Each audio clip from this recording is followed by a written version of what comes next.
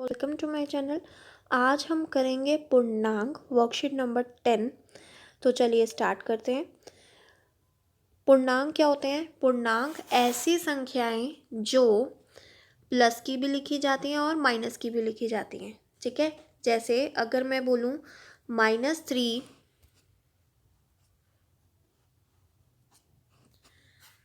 -3 -2 -1 0 1 2 3, ये कैसी संख्याएं हैं? देखो, ऐसी संख्याएं जो प्लस की भी हों और माइनस की भी हों उसको क्या बोला जाता है? पूर्णांक।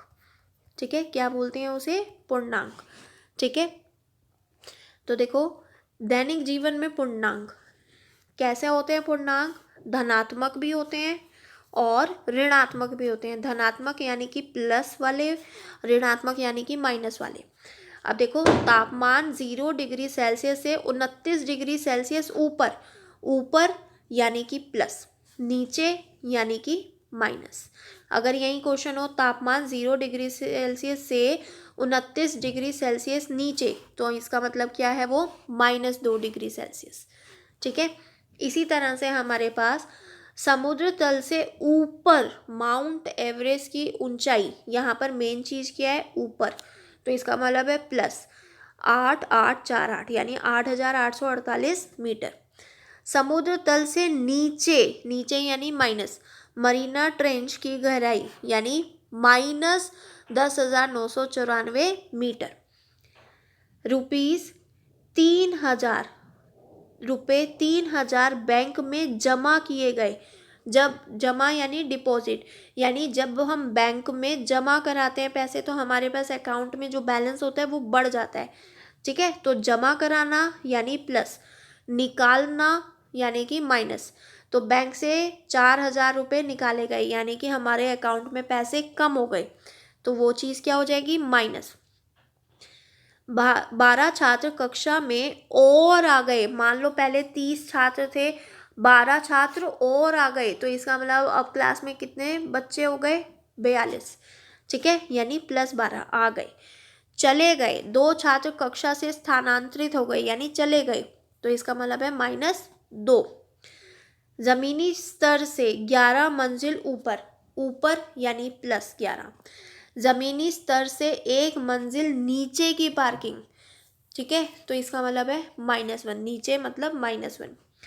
जब आप 10,000 रुपये कमाते हैं तो हमारे हाथ में पैसे आते हैं, तो यानी +10,000।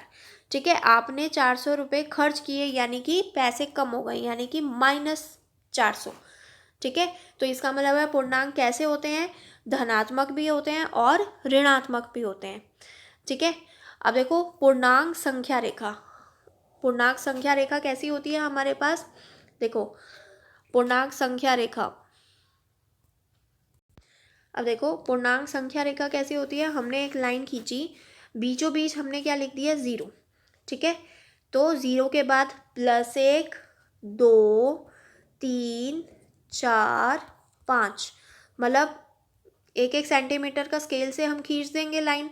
ठीक है, तो 1 2, 0 के राइट साइड यानी इस साइड पे, दाएं साइड पे, दाईं साइड,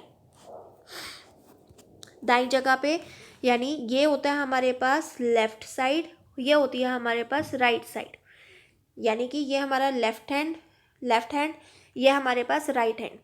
ठीक है, तो 0 के राइट साइड पे सारे के सारे प्लस के नंबर्स आते हैं और 0 के लेफ्ट साइड पे सारे के सारे नेगेटिव नंबर आते हैं। तो देखो -1 -2 -3 -4, इसको बोलते हैं हम क्या?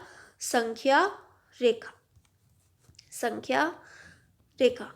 आपने एक चीज़ नोट करी होगी कि पहले जो राइट साइड पे प्लस वाले जो संख्याएं हैं उसमें सबसे पहले क्या लिखा हुआ है? 1, फिर 2, फिर 3, फिर 4, फिर 5, और 0 से इधर वाली जो है वो -1 -2 -3 -4 इस तरह से जा रही है। अब एक बात, अगर देखो 2 और 3, तो 2 और 3 में बताओ कौन बड़ा है? 3 बड़ा है ना। लेकिन अगर -2 और -3 की बात करें तो ये नेगेटिव जो साइन है, ये जो ऋणात्मक संख्या है, ये उल्टा हो जाता है। तो देखो प्लस में अगर 3 बड़ा है ना तो माइनस में 2 बड़ा होता है, उल्टा होता है। अगर मैं बोलूँ 10 और 20 में कौन बड़ा है? तो आप कहोगे 20 बड़ा है। लेकिन अगर मैं बोलूँ -10 और -20 में कौन बड़ा है, ये माइनस का साइन आते ही इसकी पावर हो गई कम और इसकी पावर हो गई ज़्यादा। ठीक है, तो स्ट्रॉन्ग कौन हुआ? ये। इसका मतलब है -10 बड़ा है। अगर मैं बोलूँ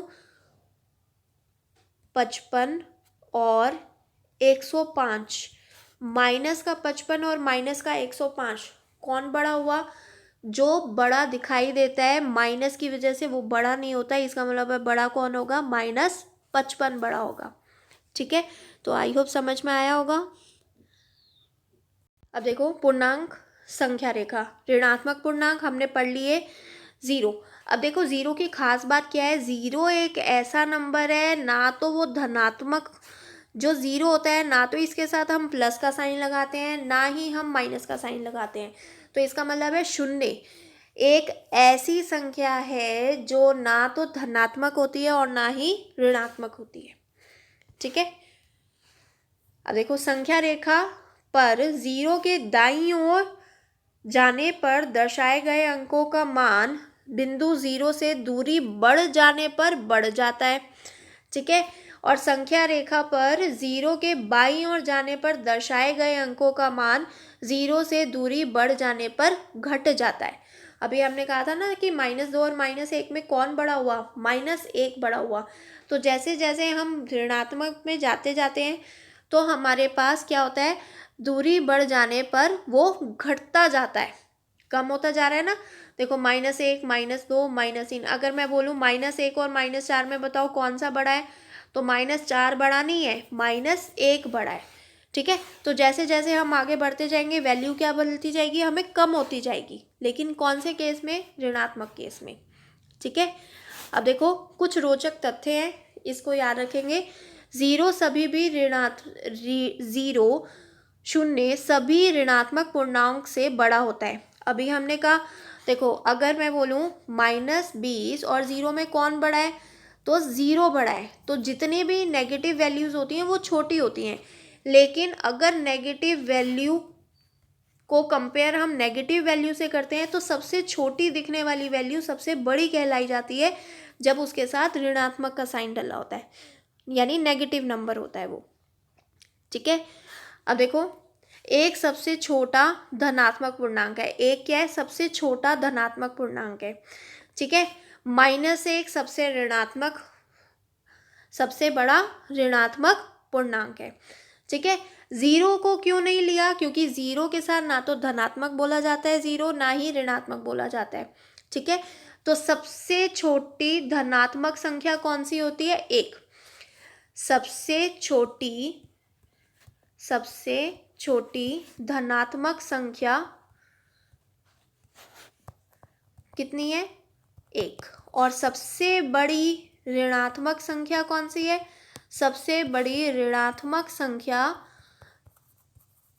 जो दिखने में छोटी लगती है लेकिन ऋणात्मक की वजह से वो क्या हो जाती है? बड़ी। तो सबसे बड़ी ऋणात्मक संख्या कौन है? -1। और सबसे छोटी धनात्मक संख्या क्या है? धनात्मक पूर्णांक क्या है? 1। ठीक है, सभी धनात्मक संख्याएं सभी ऋणात्मक संख्याओं से बड़ी होती है, ये हमने जान लिया। माइनस का साइन इसका मतलब है वीक पॉइंट, तो वो हमारे पास क्या हो गए? छोटी होती है। तो सभी धनात्मक संख्याएं सभी ऋणात्मक संख्याओं से बड़ी होती है।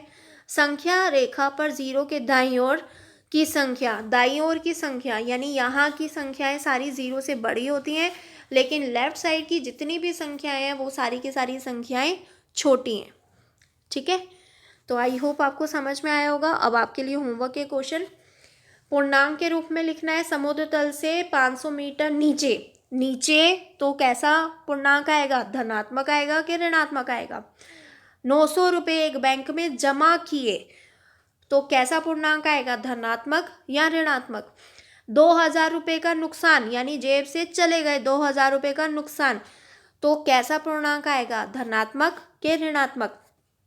पतंग जमीन से 500 मीटर ऊपर उड़ रही है तो पूर्णांक कैसा होगा? धनात्मक या ऋणात्मक? ठीक है, निम्नलिखित संख्याओं को संख्या रेखा पर निरूपित करें।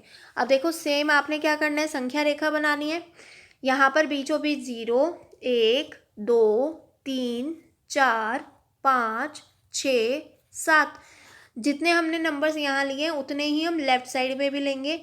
-3 -4 -5 -6 -7। उसने पूछा है संख्या रेखा पर निरूपित करना है किसको, -7 को, तो ऐसे करके सर्कल डाल देंगे। तो इसका मतलब है ये पूर्णांक क्या है, -7। ठीक है, तो ऐसे ही बाकी नंबर्स निकालने हैं।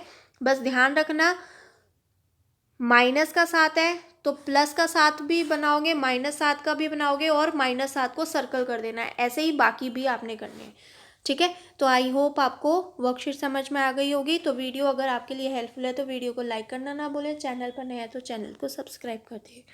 ठीक है, और वीडियो को अपने फ्रेंड्स वगैरह में शेयर कर देना। ठीक, थैंक यू।